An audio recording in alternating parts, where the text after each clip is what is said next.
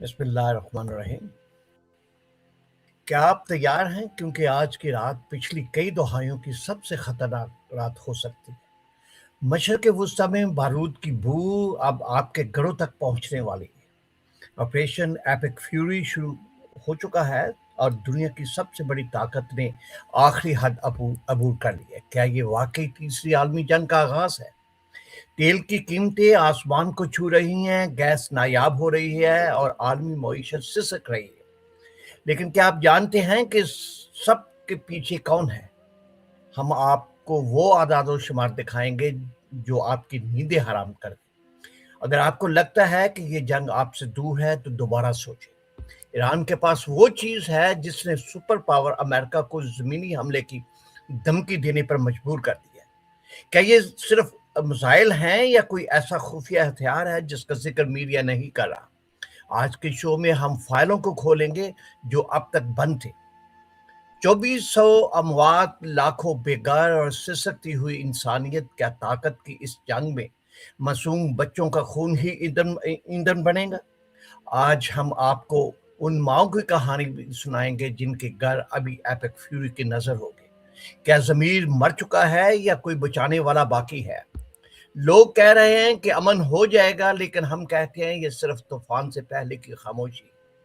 America का निशाना सिर्फ ईरान नहीं बल्कि पूरे खित्ते का नक्शा बदलना है। अगर आप सुनने का हौसला रखते हैं तो अगले 30 मिनट हमारे साथ जुड़े रहिए। और आज की सबसे बड़ी खबर यह है कि ऑपरेशन एपिक फ्यूरी अब एक इंतहाई खतरनाक बहर में दाखिल हो चुका है। अमेरिका ज़मीनी हमले का खदशा। ईरानी पार्लियामेंट के स्पीकर मोहम्मद बाकर ने आज इतवार को 29 मार्च को ये खबरदार किया है कि अमेरिका सफारतकारी का डोंग रचा रहा है, जबकि पस पर्दा ईरान पर ज़मीनी हमले की मंसूबाबंदी कर रहा है। ईरानी पासदारान इनकलाब खलीज में नई मुहिम जोई। IRGC ने बहरीन में एल्युमिनियम की बड़ी फैक्ट्रियों पर मिसाइल मुत्तहिदा अरब अमारात पर हमले किए हैं, जिसके बारे में तेहरान का दावा है कि यह अमेरिकी फौज से मुंसलिक है। कुवैती फौजी कैंप पर हमला। कुवैत में एक फौजी कैंप पर होने वाले मिसाइल हमले में 10 से ज्यादा अहलकार जो है वो जख्मी हुए, जिससे जाहिर होता है कि जंग अब पूरी खलीज में फैल रही है। Operation epic fury. अमेरिकी महकमा दफा डिपार्टमेंट ऑफ वार और व्हाइट हाउस के मुताबिक इस ऑपरेशन के 4 वाज़ेह मकासद: ईरान की बैलिस्टिक मिसाइल साजी की सलाहियत को मुकम्मल तौर पर तबाह करना, ईरानी बहरिया का मुकम्मल खात्मा और खित्ते में मौजूद ईरानी जो है प्रॉक्सी जो है उनकी कमर तोड़। इस बात को यकीनी बनाना कि ईरान कभी भी जोहरी हथियार हासिल न कर सके। यमन के हौसी बागियों ने बाज़ाब्ता तौर पर इसराइल पर मिसाइल हमले शुरू करके इस जंग में अपनी शमूलियत का ऐलान कर दिया है। पिछले एक माह में ईरान, लेबनान और इसराइल में 2400 से जायद अफराद की तस्दीक हो चुकी है, जबकि लाखों अफराद बेघर हैं। मुआशी बहरान जो है, अगर आपके नोटिस में है, तो जंग की वजह से खाम तेल की कीमतों में 45% और गैस की कीमतों में 55% तक इजाफा हो चुका है। मशरिक़ वुस्ता इस वक्त तारीख के खतरनाक तरीन मोड़ पर खड़ा है और फरवरी के आखिर में शुरू होने वाली ईरान अमेरिका हालिया कशीदगिरी ने अब तक बाकायदा इलाकाई जंग की सूरत इख्तियार कर ली है, जिसमें आलमी ताकतें और आलमी ग्रोह बराह रास्त जो है वो मुलव्वस हो चुके हैं। अस्सलाम वालेकुम, मैं हूँ खावर यूसुफ। नाज़रीन, इस वक्त दुनिया एक ऐसी दलील पर खड़ी है जहाँ से वापसी का रास्ता नजर नहीं आता है। मशरिक़ वुस्ता की ज़मीन दबक रही है और आसमान से आग बरस रही है। क्या हम तीसरी आलमी जंग के पहले बाब में दाखिल हो चुके हैं? आज हम बात करेंगे कि अमेरिका के होनहार ऑपरेशन एपिक फ्यूरी की, जिसने तेहरान से लेकर तल अवीव तक खलबली मचा दी है। आज के शो में हम पर्दा उठाएंगे इन हकायक से जो शायद आपको मेन स्ट्रीम मीडिया पर नहीं दिखाए जा रहे हैं। आपसे हम ये सवाल करते हैं कि क्या अक़वाम मुत्तहिदा की खामोशी इस कत्लेआम की तईद? क्या डॉलर की गिरी हुई साख इस जंग को मज़ीद तवील देगी? पाकिस्तान और खित्ते के दीगर ममालिक पर इसके क्या असरात होंगे? जंग के फैलने के जो हैं वो ये तनाज़ा अब सिर्फ ईरान तक महदूद नहीं बल्कि पूरे खित्ते को अपनी लपेट में ले लिया हुआ है। यमन और बहर अहमर हवासी बागियों ने इसराइल और मिसाइल पर हमले तेज कर दिए हैं, जिससे आलमी तजारत की अहम तरीन गुजरगाह बहर अहमर मुकम्मल तौर पर गैर महफूज हो चुकी है। लेबनान की सूरत हाल ये है कि इसराइल की जानब से जनूबी लेबनान में हिजबुल्लाह के ठिकानों शदीद बमबारी जारी है। इस हफ्ते दर्जनों शहरी और सहाफ़ी इन हमलों की जद में आके जहाँ बहक हो चुके हैं। शाम का बुरहान जो है, सदर असद के बाद की नई शामी हुकूमत एक तरफ तुर्की के अज़ाइम और दूसरी तरफ दाश की दोबारा सरगर्मियों की वजह से शदीद दबाव का शिकार है। इस जंग में आलमी मईशत को हिला के रख दिया है। तवानाई की तरसील रुकने से कीमतों में होशरुबा जो है वो इजाफा हो चुका है। जैसे कि हमने पहले बताया कि ये जो है 45% जो है वो इसमें पेट्रोल में और जो 55% गैस के प्राइसेस पे है। अभी हम आपको तारफ़ कराते हैं हम अपने पैनलिस्ट से। सबसे पहले हमें हम खबर देंगे जनाब के लिए उज़न फरदा लाहौर से हमें ज्वाइन किया है, रावलपिंडी से हमें ज्वाइन किया है जनाब कर्नल अतुर रहमान ने, और लॉस एंजल्स यूनाइटेड स्टेट्स से ज्वाइन किया जनाब डॉक्टर शकील राय ने। प्रोग्राम का आगाज़ जो है वो हम करते हैं ब्रिगेडियर सनफर्ड से। ब्रिगेडियर साहब, क्या सदर ट्रंप का एपिक फ्यूरी ऑपरेशन जो है वाकई 4 से 6 हफ्तों में ख़त्म हो जाएगा या एक तवील इलाकाई जंग बन चुकी है? जी, जो इनिशियल असेसमेंट प्रेसिडेंट ट्रंप की, उसके मुताबिक उनका ख्याल था कि ये तकरीबन 4 हफ्तों में ये जंग जो है ख़त्म हो जाएगी। बट हम देखते हैं कि ऐसा नहीं हुआ, और उसकी वजह यह है कि ईरान की जो रेजिस्टेंस है उसको जिस तरीके प्रेसिडेंट ट्रंप और इजराइल का ख्याल था कि वो एक मुख्तसर अरसे में सब ड्यू कर लेंगे और ईरान जो है उसके ऊपर अपनी टर्म्स एंड कंडीशंस जो है वो इम्पोज कर सकेंगे, वो नहीं हुआ। और ईरान जो है अभी तक इट इज होल्डिंग आउट जो एग्रेशन है अमेरिका की और इजराइल की। तो ये अंदाजा चूंकि इनिशियल गलत हुआ है उनका, उसके बाद ये हुआ कि ईरान ने कुछ ऐसी सिचुएशन क्रिएट की है के बारे में ऐसा लगता है अमेरिका के जो स्ट्रेटेजिस्ट थे उन्होंने बहुत ज्यादा उस पर गौर नहीं किया हुआ था। और उस पर सबसे बड़ी चीज जो है वो है स्ट्रेट ऑफ होर्मुज को कंट्रोल कर लेना। स्ट्रेट ऑफ होर्मुज जो कंट्रोल हुई है उससे जंग जो है वो उसकी मुद्दत जो है वो बढ़ गई है। और अब जब तक वो स्ट्रेट ऑफ होर्मुज का कंट्रोल ईरान से नहीं दिया जाएगा उस वक्त तक इस जंग के बंद होने के इम्कानात नहीं है। कितनी देर में देते हैं उसके लिए, जैसे आपने फरमाया है कि जो ट्रूप्स है, जो मिलिट्री बिल्डअप है वो हो रही है, और मिलिट्री बिल्डअप से ऐसा तासुर दिया जा रहा है जैसे अमेरिका जो है वो बूट्स ऑन ग्राउंड करेगा। तो मेरे ख्याल में बूट्स एंड ग्राउंड जो करना है उसके जो अभी इस स्टेज पे जो इंडिकेशंस हमें नजर आनी चाहिए थी, इंडिकेशंस नजर नहीं आ रही। ट्रूप्स तो मूव कर रहे हैं, ट्रूप्स की बिल्डअप, मिलिट्री बिल्डअप हो रही है, ट्रूप्स ऑन ग्राउंड का जो एक मतलब लगता है कि इनका कोई प्लान होगा, वो ट्रूप्स बिल्डअप हो रही है, बाकी चीजें नहीं है। बाकी चीजों में सबसे बड़ी जो बात है वो है कि ईरान की जो रेजिस्टेंस है और ईरान की जो मिलिट्री कैपेबिलिटी है उसको डेसिमेट करना, उससे पहले सिग्निफिकेंटली या डिसाइसिवली डेसिमेट करना बहुत जरूरी है। अगर इन्होंने ना किया तो फिर अमेरिकन के कैजुअलिटीज जो हैं जंग में बहुत ज्यादा हो जाएगी, और वो कैजुअलिटीज जो ज्यादा ईरान जो अमेरिका के लोग हैं वो बर्दाश्त कर पाएंगे, और अमेरिका के अंदर एक बड़ा सख्त जो है इंटरनल रिएक्शन अगेंस्ट दिस वार जो है वो शुरू हो जाएगा। अभी तो चूंकि बॉडी बैग्स बहुत ज्यादा अमेरिका में नहीं जा रहे, अवाम के लेवल के ऊपर महंगाई की वजह है एक इस जंग के खिलाफ फीलिंग्स या एहसास पाए हैं, लेकिन अगर बॉडी बैग्स भी जाएंगे तो फिर वो रिएक्शन ज्यादा और सीवियर हो जाएगा। तो उस लिहाज से अभी तक तो मुझे लगता है कि अमेरिका जो है वो अमेरिकन हुकूमत पर इस जंग को ख़त्म करने का ज़्यादा प्रेशर नहीं है। तो ये लिहाजा ये अभी फ़िलहाल कंटिन्यू रहेगी ये जंग है। और पाकिस्तान अगरचे कोशिश कर रहा है कि इसमें कुछ जंगबंदी का सीज़ फायर का सिलसिला हो जाए, लेकिन वो देखें कि ईरान के जो वज़ीर ख़ारजा हैं वो यहाँ पे नहीं आए, जो अमेरिका के थे कि वाइस प्रेसिडेंट आएंगे वो भी नहीं आए। तो उस लिहाज से थोड़ा सा उसमें मन लग रहा है कि ये जो पाकिस्तान की कोशिशें हैं इसमें भी काफ़ी टाइम लग जाएगा।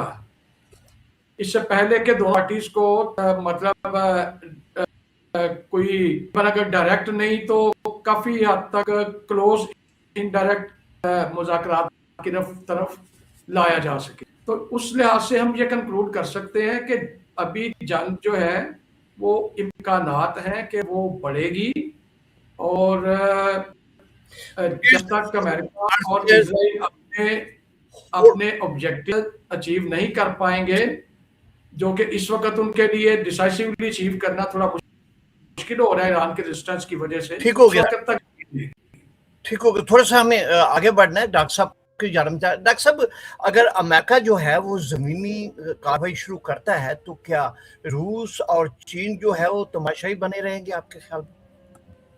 मेरी पैनलिस्ट से ये दरखास्त है कि अगर थोड़ा सा अपने जवाब को थोड़ा सा शॉर्ट रखें ना, मुख्तसर रखें, कि हम बहुत से सवाल जो कवर कर सकते हैं प्रोग्राम में, टाइमिंग हमारे पास बहुत कम होती है। जी डॉक्टर साहब। जी थैंक यू, अस्सलाम वालेकुम। अच्छा, ये जो आपकी वीडियो वीडियो चल रही है ना, उसमें देखिए एक साहब जो है वो कोई प्रेस कॉन्फ्रेंस कर रहे हैं, तकरीर कर रहे हैं, और वो डॉक्टर साहब बोल रहे थे, देखने वालों को समझ नहीं आ रहा कि ये बंदा बोल रहा है या डॉक्टर साहब बोल रहे हैं। तो इसको या तो वीडियो को रिमूव करें या कुछ इसको करें, क्योंकि वो लग रहा है कि आदमी को प्रेस कॉन्फ्रेंस कर रहा है या बात कर रहा है वो, तो वो देखने वाला तो ये समझे कि ये बंदा बोल रहा है। सॉरी। हाँ, ये जो है ना ग्राउंड इन्वेजन वाला, वो अब it's a very heavy lifting, और ये बहुत मुश्किल फैसला है लेकिन ये शायद इनको करना पड़ेगा। जंग जो है वो अब किसकी शर्त शराइत पे बंद होगी ये अभी वाजे नहीं है, क्योंकि एक पार्टी हारी नहीं है और एक पार्टी जीती नहीं है, और दोनों के जो अंदाजे जो हैं इनके अमेरिका के इसराइल के गलत साबित हुए, क्योंकि जो अब तक जो रिपोर्ट्स आ रही हैं वो मोसाद ने और बाकी अमेरिकन इंटेलिजेंस एजेंसीज हैं, इनकी रिपोर्ट यही थी कि ये काम इस तरह नहीं होगा, आप 48 घंटे में ईरान को घुटने टेकने पर मजबूर नहीं कर सकेंगे। लेकिन डेविड बरिया जो इस वक्त मोसाद का चीफ है, उसने अपने प्रीडिसेसर की रिपोर्ट को रिवाइज कर दिया और ये कहा कि नहीं जी, ये तो आप जब इनकी जो टॉप लीडरशिप खत्म हो जाएगी तो ईरान में जो है बगावत हो जाएगी और लोग सड़कों पर निकल आएंगे और हुकूमत बैठ जाएगी।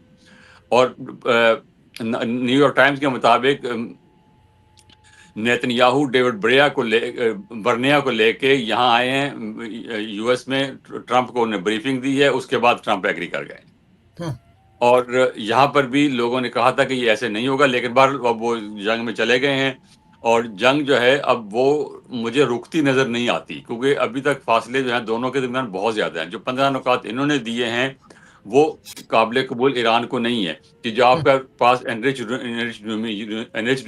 यूरेनियम है 60% तक, जो 400 किलोग्राम का बताया जाता है, वो हमारे हवाले कर दें। उसके बाद आप हमेशा के लिए जो है वो यूरेनियम एनरिचमेंट की जो है वो उससे तौबा कर लें, और कभी आप यूरेनियम एनरिचमेंट नहीं कर सकेंगे किसी भी लेवल पे। उसके बाद आपका जो बैलिस्टिक प्रोग्राम है इसको आप ख़त्म करें, ये आप बैलिस्टिक मिसाइल नहीं बना सकते, उनकी इतनी रेंज नहीं हो सकती। अगला मुतालबा ये है कि हॉर्मुज जो है स्ट्रेट उसको खोल दें। अगला मुतालबा यह है कि हिजबुल्लाह और हूती जो हैं इनको आप ख़त्म करें और इनकी सपोर्ट बंद करें। ये मुतालबात ईरान के लिए काबिल कबूल नहीं है। यमन में भी बहरा अहमर भी तो आज बंद कर दिया ना। हाँ, वो मतलब कल उन्होंने एक मिसाइल फायर किया है ना उन्होंने, बंद प्रैक्टिकली तो उन्होंने नहीं कहा कि बंद करें, लेकिन वो खतरा तो पैदा हो गया ना। एक मिसाइल उन्होंने फायर कर दिया, पहले करते हूतीज जो हैं वो बिल्कुल ख़त्म हो गए हैं, वो दे आर नॉट एक्टिव, लेकिन उन्होंने जो मिसाइल फायर किया अगर उससे कुछ नुकसान तो नहीं हुआ, वो इंटरसेप्ट कर लिया इसराइल ने। लेकिन ये कि उससे ये तो जाहिर होगा कि उनके पास कुछ है करने को और वो कुछ गड़बड़ कर सकते हैं। और शिपिंग का मसला तो ये है ना कि अगर शिपिंग के लिए तो ये है कि वो उनको खतरा अगर हो तो नहीं जाती। अभी इस वक्त कितने जहाज जो हैं वो बहुत ज्यादा जहाज हैं बहरा अरब में खड़े हुए हैं और इधर गल हरमुज में खड़े हुए हैं स्ट्रेट में, वो निकल जा ही नहीं रहे हैं। बहुत से जहाज जिनको ईरान कहता है कि आप जाएं, हम सिवाय अमेरिकी और इसराइली और यूरोपियन और ये जो है उनके अलावा बाकी सारे जहाज जा सकते हैं, लेकिन जहाज नहीं जा रहे इसलिए कि जहाज वालों को खतरा है कि हमारे जहाज का सॉरी जहाज का नुकसान होगा। Sorry there is something wrong here यार। Weather is is like that in I don't know, कमरे में कुछ गड़बड़ है, आई डोंट नो, तो सॉरी अबाउट दैट। तो वो ये कि अगर जहाज जो है वो जहाज वाले जो है वो जो है वो रिलेक्टेंट हैं, और सबसे बढ़कर ये कि लॉर्ड लंदन जो है वो इंश्योरेंस देने को तैयार नहीं है और इंश्योरेंस के बाहर जहाज जाते नहीं है। तो वो जो बात रुकी हुई है, और जो ईरान के डिमांड्स हैं वो भी जो हैं वो भी ऐसे हैं कि उनको भी कबूल करना किसी के लिए मुश्किल है। उनका पहला मुतालबा तो ये है कि जी स्टेट ऑफ हॉर्मुज जो है इस पर हमारा सॉवरन राइट कबूल किया जाए।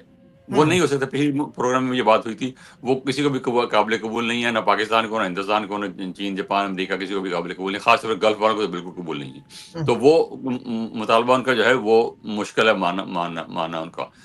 और बाकी जो है वो अब कि अमेरिका यहाँ से सारे अड्डे जो है यहाँ से वापस ले जाए, वो अब वो भी मुश्किल है इस वक्त। तो क्योंकि इस वक्त किसी एक पार्टी ने दूसरी पार्टी को शिकस्त नहीं दी है कि आप अपने मुतालबा निभा सकें। तो इसलिए अब इस वक्त तक जंग रुकना मुश्किल है।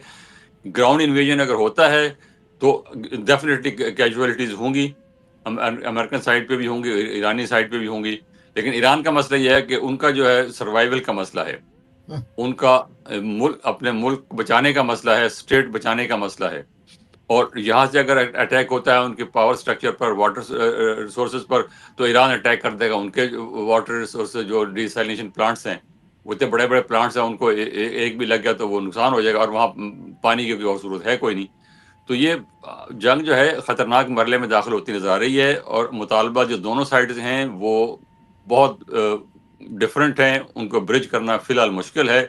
इस्लामाबाद में बैठे हैं डिप्लोमेट्स, वहां से वो क्या तजवीज करते हैं वी डोंट नो। और वो तो वो अब वहां से मतलब अंदाजा इमर ये है कि वहां बैठ के वो कुछ तजावीज बनाएंगे अपनी, और वो तजावीज जो है वो लेके जाएंगे ईरान के पास, अमेरिका के पास। और एक फैक्टर, दूसरा जो आखिरी फैक्टर जो है वो ये है कि जो वॉर हॉक्स हैं, जो नेतन्याहू के जो सपोर्टर्स हैं अमेरिका में, वहाँ इसराइल में, वो जंग बंद नहीं करना चाहते।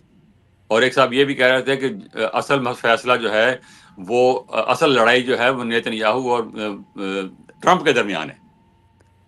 इनमें जो जीतेगा जंग का फैसला होगा। अगर नेतन्याहू की पार्टी जीतती है तो जंग जारी रहेगी, अगर ट्रंप की मर्जी चलती है तो जंग बंद हो जाएगी। ये एक क्वेश्चन है कि कल ये मैं थोड़ी सी आपको ये भी बता रहा, आएगा थोड़ी सी देर के बाद, ये नो किंग्स जो तहरीक चली है अमेरिका के अंदर, I mean there is 70 lakh के करीब लोग जो हैं ये डेमोन्स्ट्रेशन के लिए अमेरिका में आई मीन 3000 प्लेसेस पे कर रहे हैं।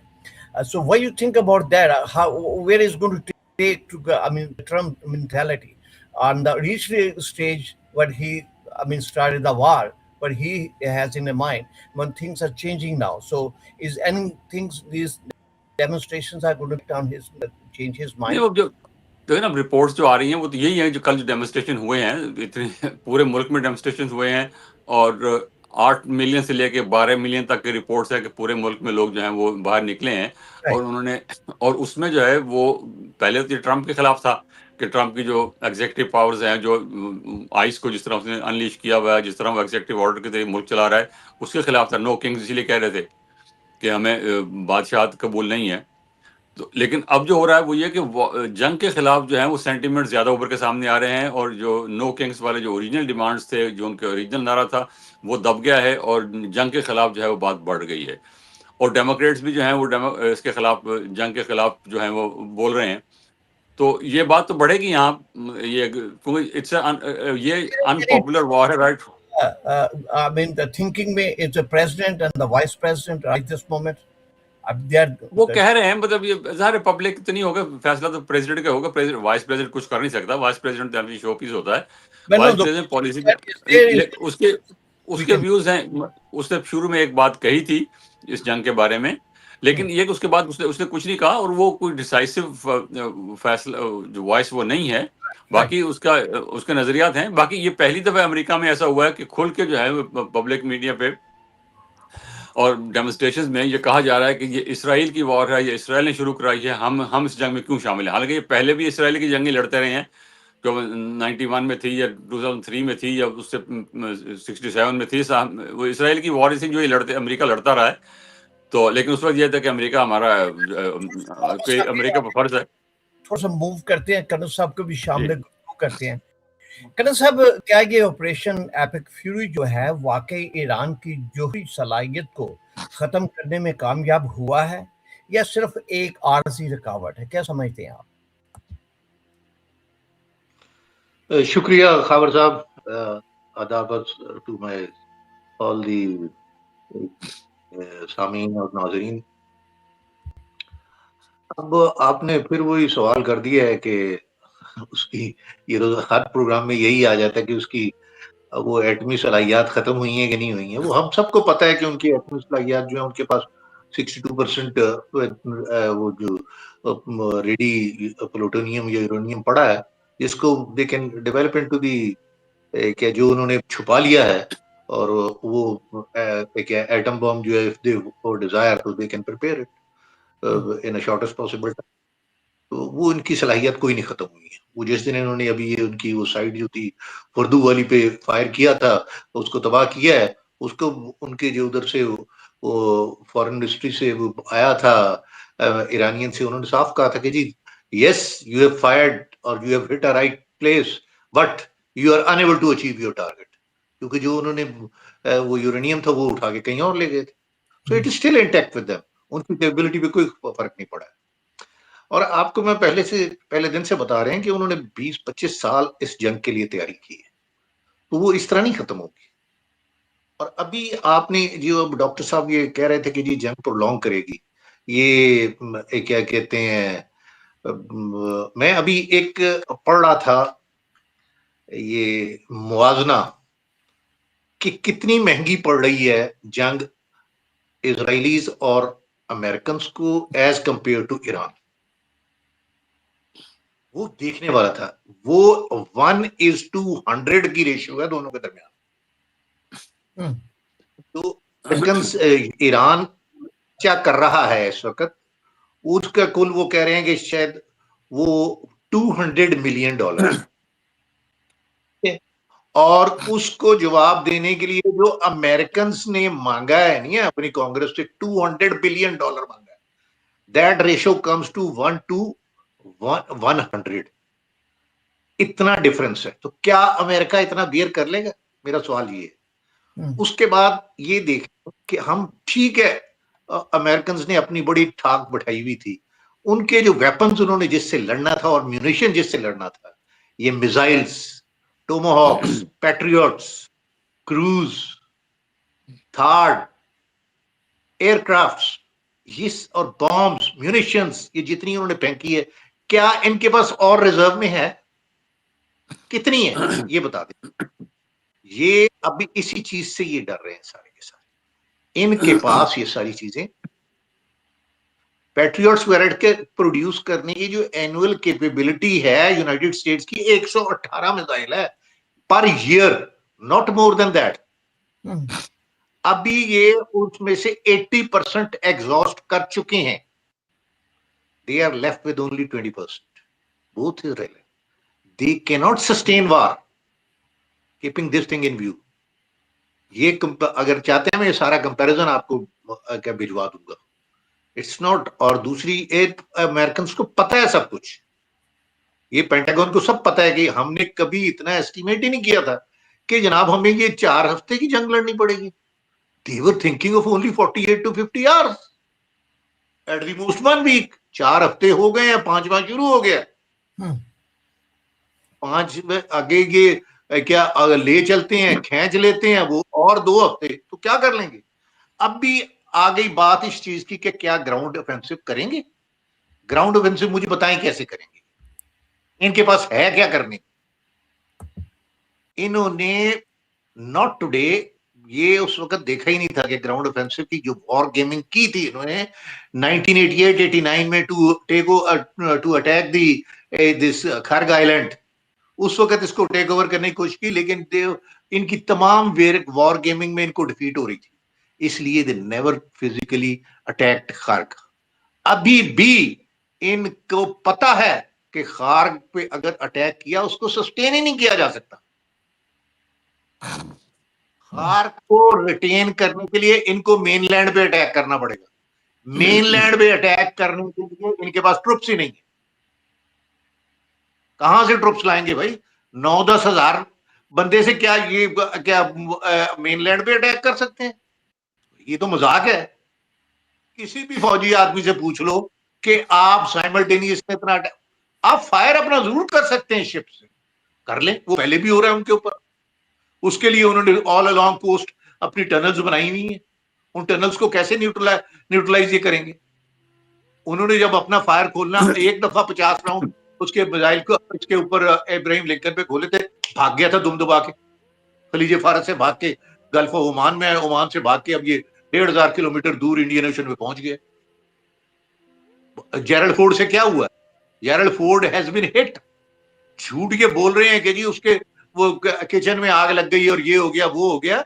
11 महीने हो गए थे उसको सी में आए हुए, वो अभी तक उसने कोस्ट लाइन को नहीं टच किया था और उसकी हालत खराब हुई थी, और वो क्या छोटा सा उसको चंगारी लगी और उसकी हालत ये हो गई है, वो अब निकोसिया में खड़ा है और उधर उसकी वो रिपेयर हो रही है, और रिपेयर हो गई तो वो वैसे ही 6 महीने से पहले क्या जंग में दोबारा नहीं आ सकता है।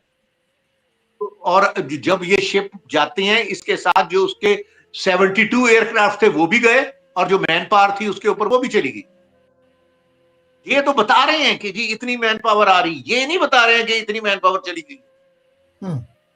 ये भी आप याद रखें। तो ये सारी चीजें हमें ध्यान में रखनी है, ये इतनी आसान नहीं है। अगर खार्ग को हम सपोज कर लेते हैं कि खार्ग को उन्होंने क्या अटैक किया, उसको कैप्चर कर लिया, उसके बाद अब देखते हैं रिटेन कैसे करते हैं। क्या मेनलैंड से तो वो कंप्लीटली एक्सपोज्ड है और फायर, उनकी सारी पोजीशंस हैं, वो उनको टिकने देंगे उधर?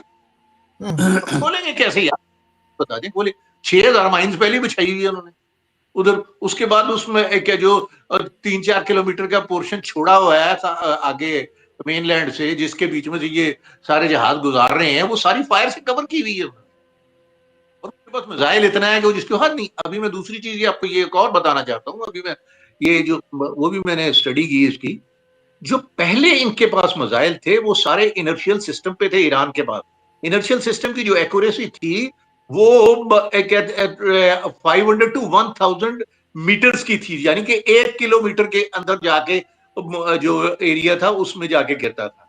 अभी जो चाइनीज ने इनको टेक्नोलॉजी दी है स्पेस की, जिसको बेडोंग कहते हैं, बीडोंग जो है सिस्टम, बैलिस्टिक मिसाइल पे जब वो लगता है उसकी एक्यूरेसी 50 गज से 150 गज तक की है। आप खुद अंदाजा लगा लें, 50 गज की एक्यूरेसी पे आके वो 100% हिट कर रहा है। अभी रात भी आप देख लें, उन्होंने जो उनका वो कौन सा शहर है मैं भूल गया, उसमें केमिकल फैक्ट्री को हिट किया है और उस पे पूरा शहर केमिकल से भर गया है, और वो सारे अब वो क्या कहते हैं रोते फिर रहे हैं कि सारे शहर में केमिकल उड़ता फिर रहा है। उसकी इतनी ज्यादा उसकी डेडली स्ट्राइक हुई। मैं बीजा श्योर के क्या उस शहर का नाम है भूल गया हूं मैं, वो इसराइल का, उधर ये हुआ है। अभी इन्होंने कल एल्युमिनियम की फैक्ट्री भी उड़ाई है इसकी अबू धाबी की। और आप ये भी आप याद रखें कि अमेरिकन जो है, जितने अमेरिकन वो मुकम्मल तौर पे खाली हो चुके हैं। कल जो इन्होंने सऊदी बेस था जहां पे अवैक एयरक्राफ्ट था इनका खड़ा हुआ, उसके साथ बाकी छोटे एयरक्राफ्ट थे, वो सारे उड़ा दिए, खत्म कर दिए, तबाह कर दिए। आपको पता है कि 92 के बाद कोई एवैक तैयार नहीं हुआ है अमेरिका में, और अभी इनके पास एवैक्स रहे नहीं इधर पूरे खित्ते में, इधर एवैक कोई नहीं रहा। और इनको अभी वो अर्ली वार्निंग का जो P3, ये बड़ा मशहूर अर्ली वार्निंग एयरक्राफ्ट था जो ज्यादातर नेवल पे यूज हुआ करता। पाकिस्तान के पास भी ये होता था, जिसको वो कारगिल वॉर में वो इंडिया ने बदीन के करीब गिराया था। हमारे पास अभी भी 2 है, मेरे ख्याल में 3 होते थे। तो ये कल उसको उड़ाया इन्होंने सऊदी बेस पे। ये बहुत क्या बड़ा नुकसान है। अभी इनको ये समझ नहीं आ रही है क्या वो उसकी कई $1 बिलियन के करीब उसकी प्राइस है जो इन्होंने उड़ाई है। कर रहे थे क्या कह रहे? ये F-16 की भी बात हो रही थी, वो भी एक गिरा है। F-16 की बात कर, F-16 की तो बात है। F-16 जो इनके गिरे हैं सो फार 18 जहाज इन्होंने गिरा लिए, जिनमें एक F-35, F-18, F-15 ये सारे शामिल है। अभी जो इन्होंने ज्यादा अभी डेडली थ्रेट डेवलप की है वो की है जो इनका ट्रिपोली एयरक्राफ्ट है। ट्रिपोली के ऊपर टॉमहॉक्स लगे हुए हैं। टॉमहॉक्स की रेंज जो है वो 1000 किलोमीटर है।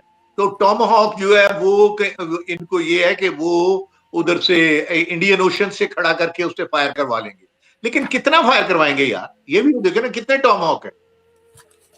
तो उसके मतलब के बाकी और भी तो एयरक्राफ्ट इन्होंने फायर किए हैं, ये भी आप देखें। तो इनको पता है अपनी लिमिटेशन का। अभी जो ये इंटरनल प्रेशर शुरू हुआ है ट्रंप के ऊपर, दैट्स वेरी डेडली। और ये internal pressure not only in America, कल इजराइल में हुआ है। इजराइल में डेमोन्स्ट्रेशन हुए। इजराइल में वो देखें कल कितने डेमोन्स्ट्रेशन हुआ, उसके साथ जो उनके वो एक दो शहरों के मेयर जो है वो रोते हुए दिखाए हैं कि क्या हमारे साथ हो रहा है, और लोग वो कह रहे हैं कि इसको बंद करो। और दूसरी चीज जो एक और चीज उन्होंने शुरू की इजराइली को आगे अपनी शिकस्त नजर आ रही है, उन्होंने जो अभी ये हैफा में और हैफा कह रहा हूं, ये जो साउथ लेबनान में जो इन्होंने ऑपरेशन शुरू किया है, दे वांट टू कैप्चर के जो रिवर है वो कौन सा उसके साथ का जो 30 किलोमीटर एरिया है वो कैप्चर कर लें, ताकि अगर जंग बंद करनी है हम इनको कह सके कि ये देख लो हमने एरिया इतना गेन कर लिया।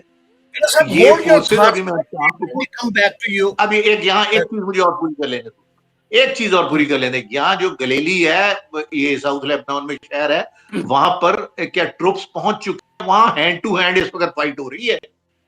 कल 26 इजरायली सोल्जर्स मरे हैं एक फाइट में हिजबुल्लाह की, और इतनी ज्यादा इनको नुकसान हो रहा है इजराइली को। It's not easy. तो ये अभी आप देखें, अगर 2-4 दिन और चल गई जंग, हफ्ता है इनकी पा हो जानी है। आप just wait for it, it's not all that easy. और खैर मैं बाकी चीज आपको बाद में बताऊंगा जो और है, चलें आप आगे कर लें। ठीक है, लेकिन सर ये फौजी बात हो रही है तो वारफेयर की बात हो रही है।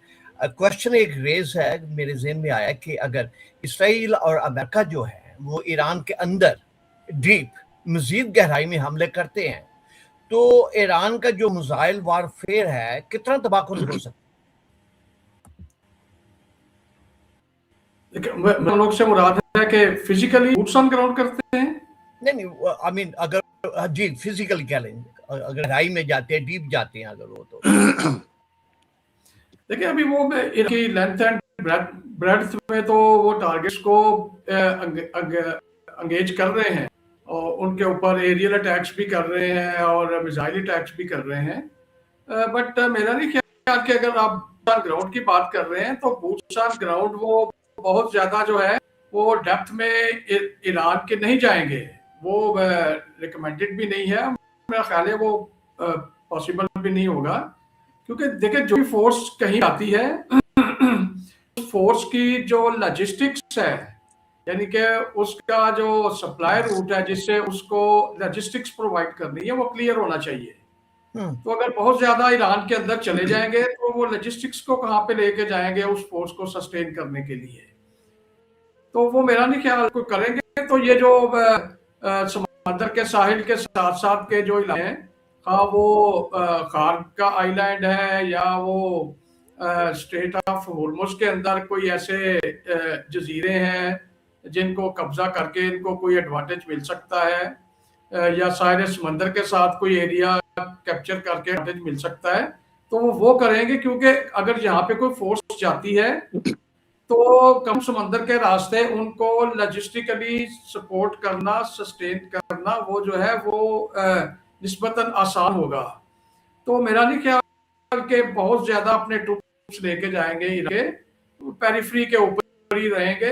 पेरिफ्री के ऊपर रहने के लिए भी इनको ये सारा अरेंजमेंट अमेरिकन करना पड़ेगा कि उनके ट्रूप्स जो हैं वो ईरान की फायर पावर के सामने एक्सेसिवली एक्सपोज है। तो जिसका मतलब है कि ट्रूप्स को ऑन ग्राउंड उतारने से पहले ईरान की जो एबिलिटी है to carry out missile and drone strikes on these troops, वो उसको सिग्निफिकेंटली रिड्यूस करना पड़ेगा। अगर रिड्यूस नहीं करे तो कैजुअलिटीज बहुत ज्यादा अमेरिकन की ना सिर्फ जो कॉम्बैट ट्रूप्स हैं जो लड़ रहे हैं उनकी कैजुअलिटीज होंगी, बल्कि पीछे जो सपोर्ट के ये तमाम इंफ्रास्ट्रक्चर ये डेवलप करेंगे जो कि समंदर के अंदर से करना पड़ेगा। तो उसमें जो भी शिप्स इन्वॉल्व होंगे या बोट्स इन्वॉल्व होंगी या मैन पावर इन्वॉल्व होगी, उसका भी बहुत ज्यादा नुकसान हो जाएगा। तो ये बड़ा यानी कि बड़ा नाजुक और बड़ा ये मुश्किल फैसला है ट्रूप्स को ऑन ग्राउंड लेके आना। और इसे फिलहाल ट्रूप्स तो हो रही है जैसे मैंने पहले कहा, लेकिन कोई ऐसी ऑन ग्राउंड इंडिकेशन, कोई स्पेशल इंडिकेशन नजर नहीं आ रही कि जिससे पता चले कि हालात इन्हें फैसिलिटेट हो गए हैं अमेरिकन के लिए कि वो ट्रूप्स को on ground, boots on ground कर सकते हैं। इसलिए हमें हमें पहले वो इंडिकेशंस देखना पड़ेंगी कि क्या वो इंडिकेशंस डेवलप हो गई हैं। अगर नहीं हुई तो फिर मैं नहीं समझता कि बहुत जल्दी अमेरिकन जो हैं फैसला करेंगे बूट्स ऑन ग्राउंड करने के लिए। Thank you very much. Doctor साहब के पास चलते हैं आगे। डॉक्टर साहब, प्रश्न ये है कि सर के सदर जो प्रेसिडेंट ट्रंप हैं, फौलादी ग्रिप जो है, की पॉलिसी क्या खिते में अमल लाने लाएगी या मजीद जो है वो इंतशार पैदा करेगी? नहीं, अमन वाली बात तो अभी बहुत दूर है। अभी तो मतलब है कि अगर जंग आज बंद भी हो जाए, तो भी जो सिचुएशन वहाँ बन चुकी है, वो बहुत खतरनाक है और उसको रिस्टोर करना, एनर्जी सप्लाई को बहाल करना, जो लैक ऑफ ट्रस्ट डेवलप हो चुका है, गल्फ कंट्रीज जिस तरह एक्सपोज हो चुके हैं, जिस तरह वो अमेरिकन बेसिस जो हैं वो बजाय प्रोटेक्शन प्रोवाइड करने के उनकी लाइबिलिटी बन गए हैं। ईरान के मिसाइल जिस तरह इसराइल में पेनिट्रेट कर रहे हैं, उनका आयरन डोम जो है वो 100% कामयाब नहीं है। तो अगर जंग आज बंद भी हो जाए तो भी इसको कई हफ्ते लगेंगे, अगर कई महीने नहीं, को नॉर्मल सूरत हाल बनने में। तो जंग जो है अब वो तो बंद होती नजर नहीं आती, जैसे क्योंकि अमेरिका ग्राउंड ऑफेंसिव करने की पोजीशन में नहीं है, क्योंकि जब ये 91 में सद्दाम हुसैन के खिलाफ वो ऑपरेशन किया था, तो उसके लिए इन्होंने कुछ 8 महीने तैयारी की थी और कुछ 7 लाख के करीब जो थी वो फौज थी, जिसमें अमेरिकन फौज की 5 लाख थी और बाकी जो 2 लाख थे वो यूरोपियन एलाइज थे और बाकी जो उनके साथ थे लोग। तो 7 लाख फौज उस वक्त थी। फिर जब 2003 में इन्होंने अटैक किया है सेकंड जंग में सद्दाम हुसैन के खिलाफ, तो उस वक्त भी पहले इन्होंने कई हफ्ते जो है वो बमबारी करके इराक का जो पूरा इंफ्रास्ट्रक्चर था उसको तबाह किया, उसके बाद ग्राउंड ऑफेंसिव किया है। और ग्राउंड ऑफेंसिव जब किया भी है तो 5 लाख के फौज थी इनके पास। अमेरिका की अपनी फौज कोई 3-3.5 लाख इनकी थी, बाकी जो थे वो एलाइज जो थे वो थे। और इस तरह अफगानिस्तान में जब किया तो उस वक्त भी मुझे एग्जैक्ट फिगर नहीं, काफी भारी तादाद थी। अब यहाँ जो बात हो रही है वो हो रही है 10,000 की। तो 10,000 जो है वो कैसे जो है वो ईरान के वाइटल जो है इंफ्रास्ट्रक्चर चोक पॉइंट्स हैं उस पे कब्जा करेंगे। जो गल्फ के हॉर्मोज पे जो ईरानी साइड है उस पे बिल्कुल साहिल के साथ जो स्ट्रेट है उसके पीछे पहाड़ हैं। तो वो पहाड़ों के पीछे तक या तो पहाड़ों पे भी कब्जा करें और पहाड़ों के पीछे भी कब्जा करें, फिर वो कहाँ तक कब्जा करेंगे? जहां जहां भी करेंगे, ईरान बहुत बड़ा मुल्क है। राइट। तो ईरान बहुत बड़ा मुल्क है, पाकिस्तान से भी 2 गुना ज्यादा उसका रकबा है और 92 मिलियन उसकी आबादी है।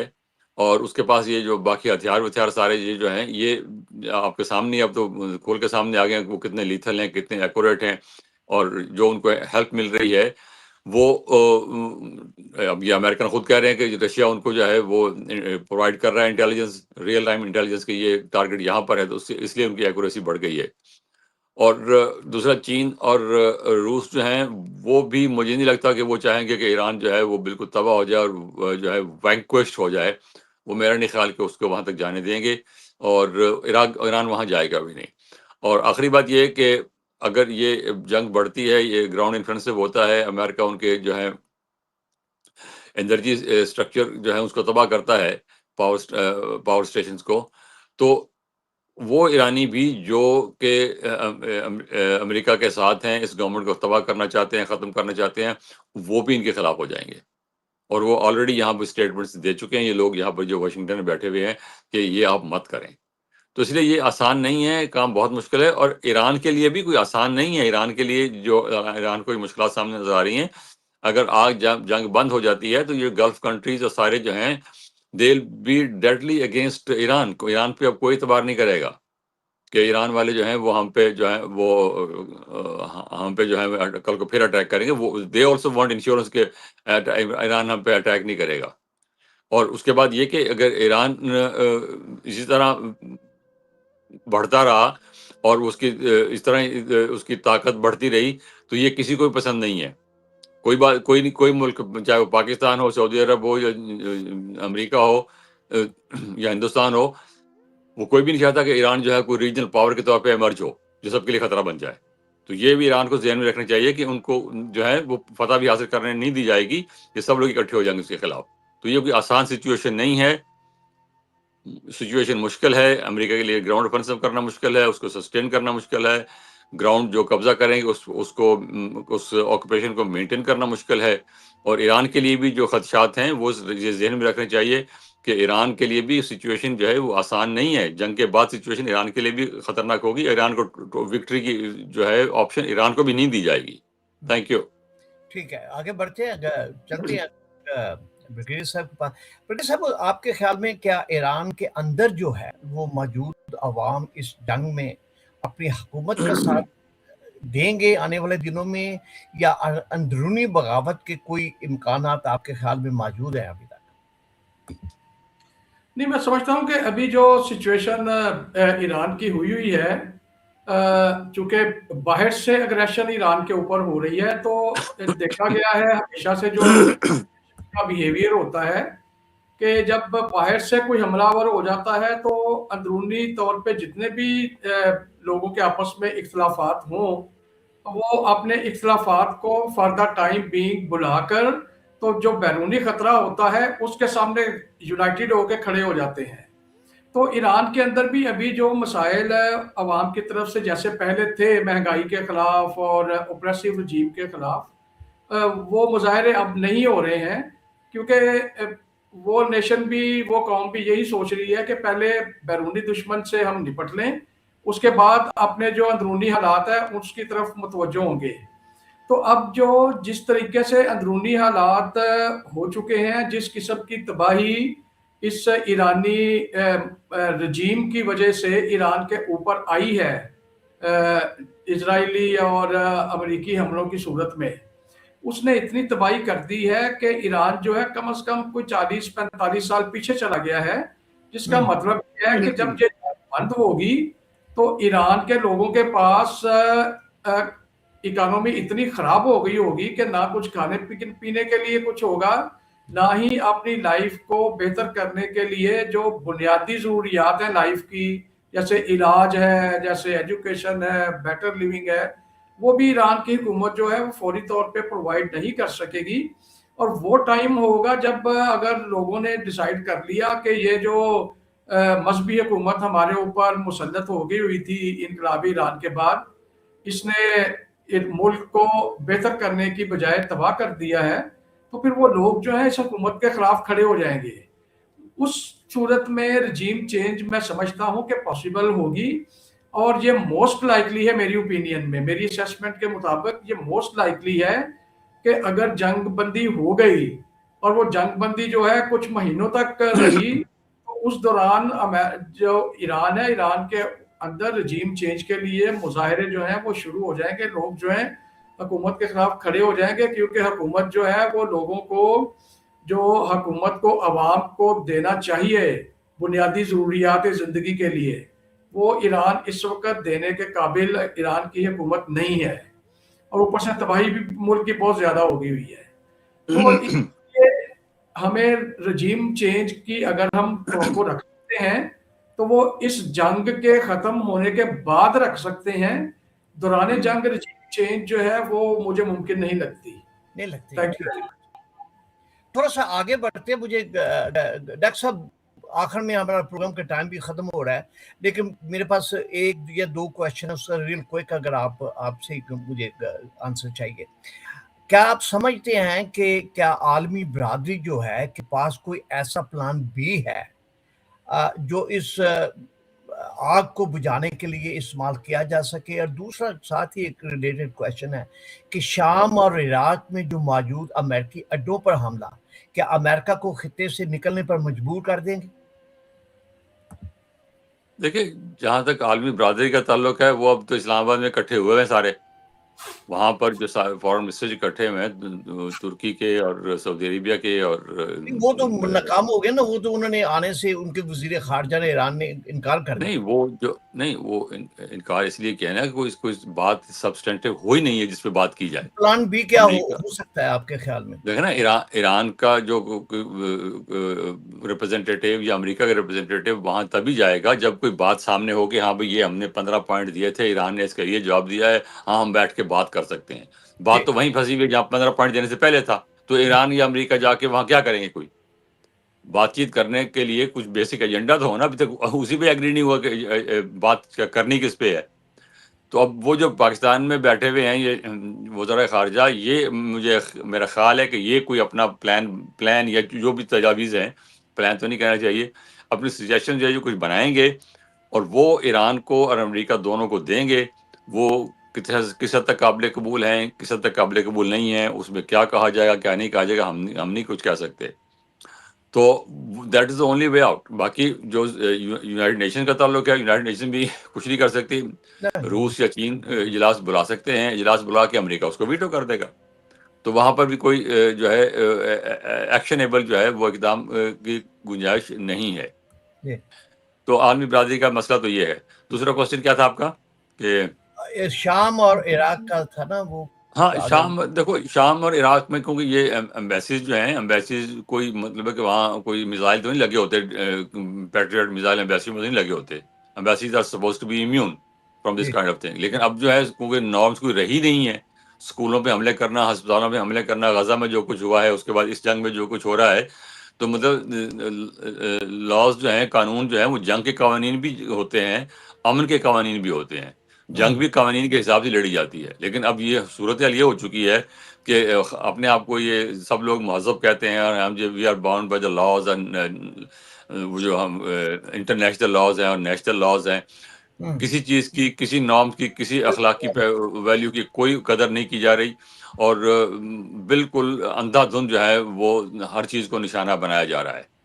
तो इस तरह ये एम्बेसीज पे निशाना एम्बेसीज पे अटैक किया जा रहा है। एम्बेसी पे अटैक करना बिल्कुल गलत है। इसकी कोई कानूनी सफारती इसकी कोई गुंजाइश नहीं है, लेकिन हो रहा है और उधर से उधर भी हो रहा है। तो इसलिए वो जो इराक में जो एम्बेसी है, जो अमेरिका की दुनिया में सबसे बड़ी एम्बेसी है, तो उसको खाली करना पड़ा। प्रैक्टिकली खाली कर दी गई है। बहुत थोड़े लोग वहाँ पर हैं, अगर हैं तो।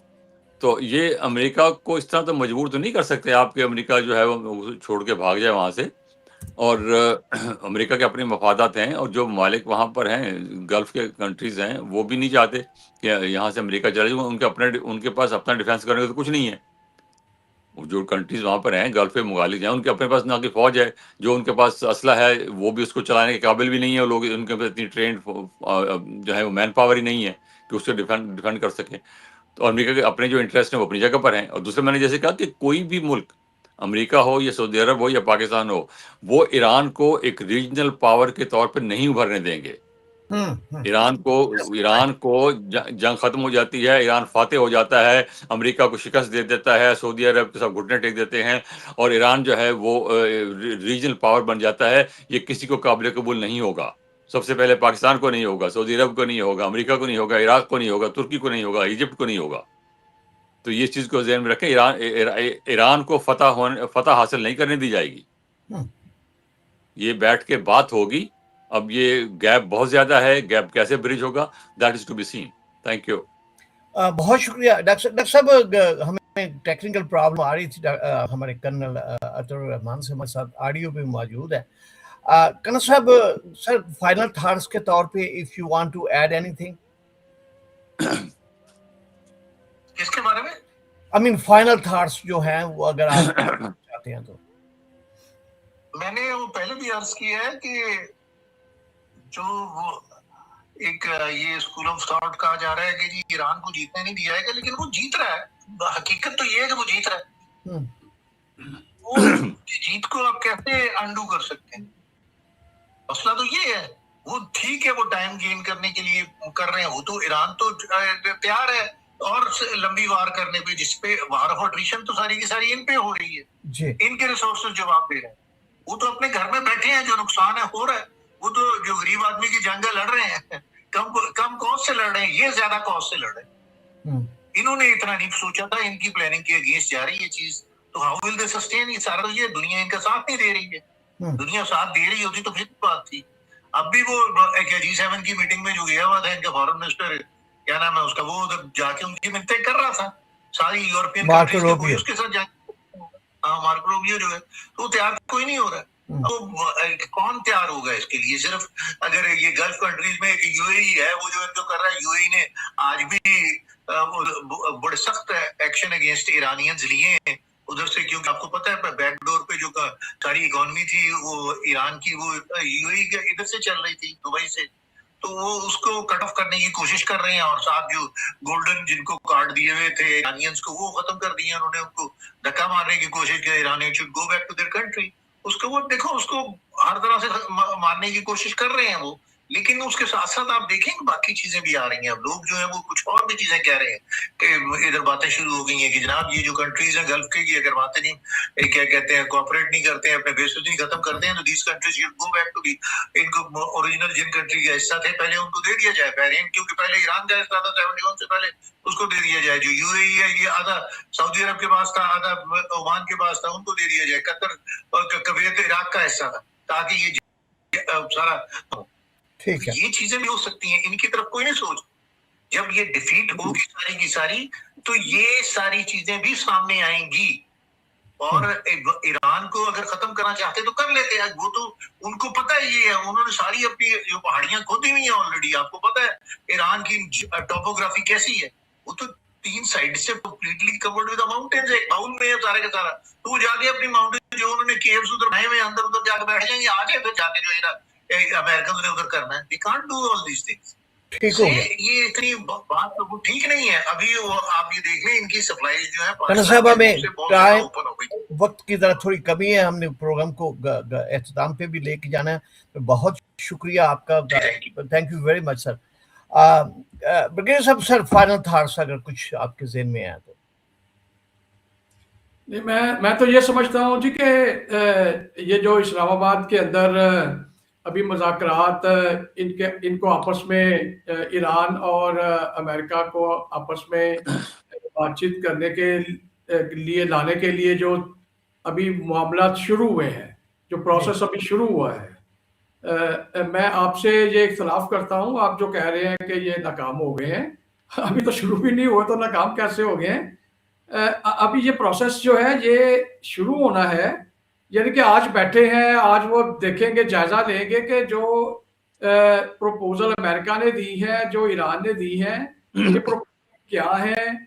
इन प्रपोजल को वो मतलब वो देखेंगे कि ये इनमें से कितनी है जो कि काबिल अमल हैं, और कितनी ऐसी हैं जो कि मतलब दे दी गई हैं, लेकिन दोनों साइडें जो है उसके ऊपर कंप्रोमाइज करने को, अकोमोडेट करने को तैयार हैं।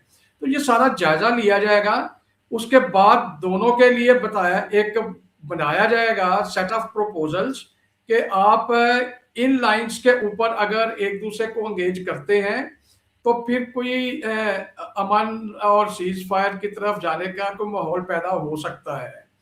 लेकिन अगर अमेरिका और ईरान जो है वो अपने मुतालबात से जो एक दूसरे को पेश कर रहे हैं उससे पीछे नहीं हटते हैं, तो फिर जाहिर है ये जंग बंद नहीं होगी। और अगर ये जंग बंद नहीं होगी तो फिर इस जंग का जाहिर है नुकसान जो है वो उस पार्टी को होगा जो कि कंपैरिजन में मुकाबलतन निस्बत कमज़ोर पार्टी है, और वो कमज़ोर पार्टी है वो ईरान है।